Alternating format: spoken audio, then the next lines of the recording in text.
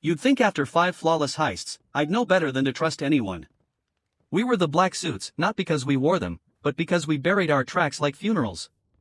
4 of us, each with a role, me, Jake, the planner. Lexi, the hacker. Dom, the muscle. Ricky, our wheelman, fast hands, faster mouth. This was supposed to be the last score. The big one.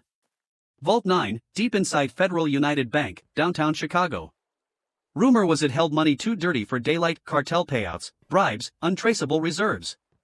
No victims. Just shadows stealing from shadows. I ran point, mapped the blueprints, and crunched response times. Lexi cracked the digital security alarms, cameras, backups. Dom secured weapons and gear.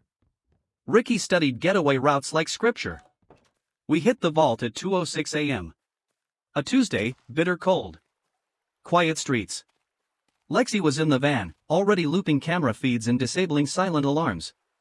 Dom and I moved in through a service door, dressed head to toe in matte black. He neutralized 2 guards with clinical silence, a chokehold, a taser. No noise, no mess. The air inside reeked of bleach and money. We reached the vault corridor. The override Lexi found was buried in a dusty blueprint from 2009, a manual failsafe hidden in a wall panel. "You've got 90 seconds before the lock resets," she said in my earpiece. I keyed in the sequence. The vault hissed open like it was exhaling. Rows of shelves, bricks of bundled $100 bills. Untouched. Off ledger. We loaded 8 duffels in under 4 minutes. Dom kept watch, I sealed each bag myself. No one spoke, we didn't need to. We'd rehearsed this a dozen times. We exited through the alley. Lexi drove. Smooth as glass. We didn't go straight to the safe house. First, a vehicle swap at a construction site 10 blocks away. The bags moved into a rusty Ford pickup. Ricky drove it solo. Dom and Lexi took separate cars we'd stashed nearby. I left 15 minutes later, alone. When I got to the farmhouse, the lights were off. Lexi was inside, pale, hands trembling. "Dom's dead," she said. "Shot twice. Back seat of the van." I stared. "And Ricky?" She shook her head. "Gone." "Gone?" That didn't add up. Ricky wouldn't run. He loved the heat too much. We opened the bags. Only 5 had money. The other 3 were stuffed with paper and bricks. Someone had swapped them during the switch. An inside job. I whispered. Lexi looked at me.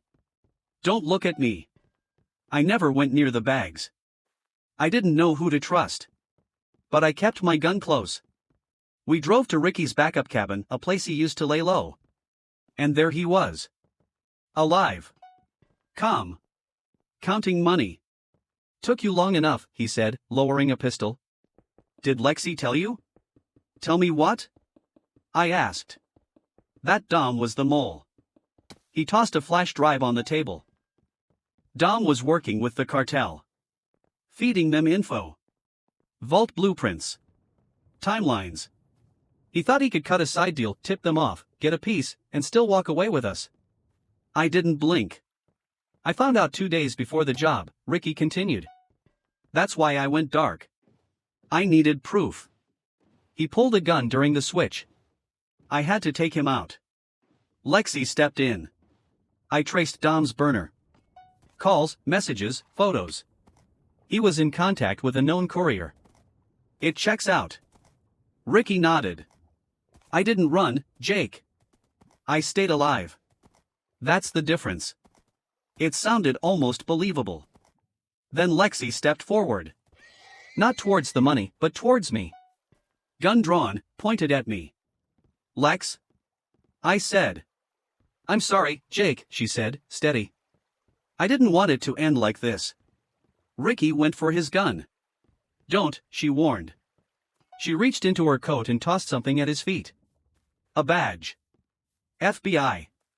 Ricky blinked like he'd been slapped. "No way." Lexi's gaze never left mine. "This was never about Dom," she said. "It was about you." My pulse slowed. Cold crept in. "The Bureau didn't care about the money," she continued. They cared about you. The jobs were too clean. Too surgical. No prints, no trails, no casualties. Too professional. She stepped closer. They started connecting dots. Vanished contractors. Disappeared intel analysts. People with spotless records, suddenly off the grid. The deeper they dug, the more they realized it wasn't random.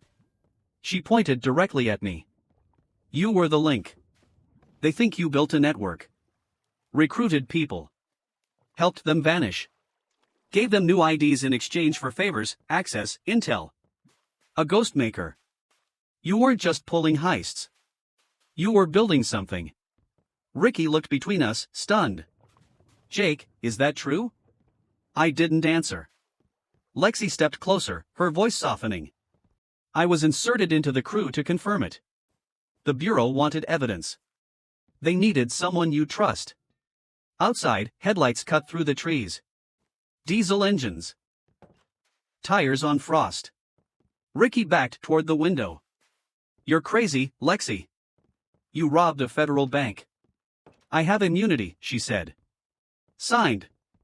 Sealed. Filed before we even breached the vault. I let out a short, bitter laugh. You played the long game. And I never saw it.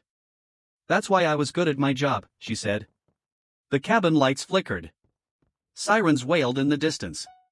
Red and blue strobes began to flash through the frost-laced windows. She turned back to me. This doesn't have to be violent, Jake. I raised my hands. Slowly. It already was. She stepped forward. Cuffs ready. You're under arrest for conspiracy, armed robbery, money laundering, and federal racketeering. As she read me my rights, Ricky just stood there frozen. A duffel of untouched cash at his feet. Eyes flicking between us like he wasn't sure whose side he was on. I didn't resist. I didn't run. Because the thing is, I always had a backup plan. But that's a different story.